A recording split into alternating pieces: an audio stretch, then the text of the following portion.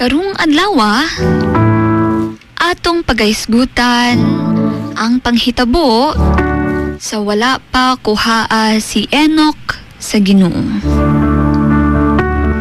Siya nanganak ug ang anak nga lalaki iyahang ginganlan og Metusela.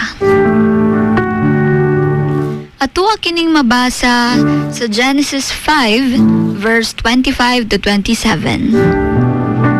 Sa dihang si Metusela 187 anyos na, nanganak siya kang Lamek.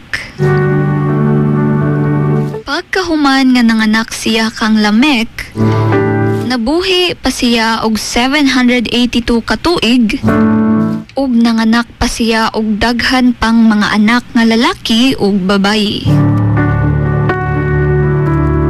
Sa kinatibuk-an, si Metusela nabuhi og 969 katuig ug dayon siya namatay. Kini nga bersikulo nagasaysay sa kinabuhi ni Metusela, ang anak ni Enoch.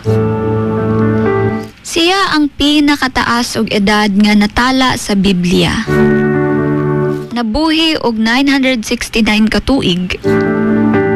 Kini nagapakita sa pagka mapailob-on sa Ginoo, sa katawhan, sa wala pa ang dakong lunop sa panahon ni Noah. Bisan gamay ra og gisulti, kabahin sa kinabuhi ni Metusela, dako ang iyahang papel sa kaliwatan nga nagpadayon gikan kang Adan hangtod kang Noah. Ang bersikulo nagapahinumdum nato nga importante ang tanang kaliwatan sa plano sa Ginoo.